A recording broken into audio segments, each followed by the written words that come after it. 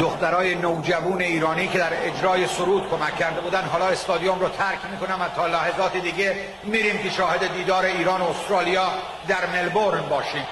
همه ایرانی ها و استرالیایی ها حالا ساعتشون رو با ساعت سنگاپور میزون میکنن.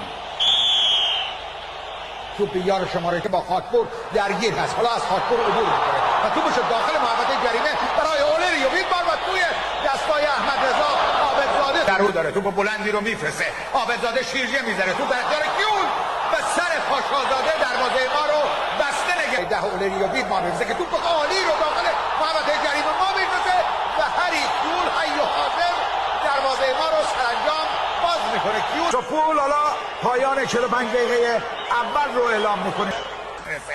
توپ بلندی رو روی دروازه ما میرسه، کیون با سر قرار میکنه، فاصله به تیر دروازه میزنه و بیرون به تیر دروازه و حساب رو 2-0 برای استرالیا میکنه. فرم به دلیلی که فقط خودش میدونه نمک هم به زخم میپاشه و تور دروازه ما رو پاره میکنه. 2-0 اما فکر نمی‌کنم یه فایده‌ای هم داشته باشه. 2 دقیقه‌ای که در پایان اون یا سلام به فرانسه است و یا خداحافظی. برای سلام گفتن به اعتقاد من به چیزی نزدیک معجزه نیاز داره.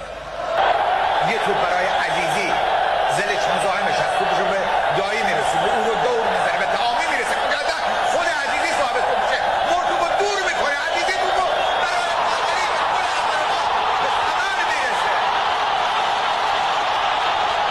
خیلی تغییر میکنه. بعضی وقتا آدمای نادون باعث پیشرفت میشن، باعث وحدت میشن. شاید این بابایی که تور دروازه ما رو پاره کرد به ما بد نکرد.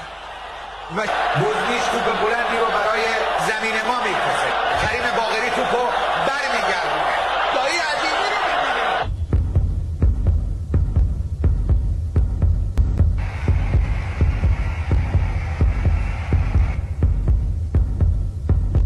کاش این زمین کوچیک‌تر بود.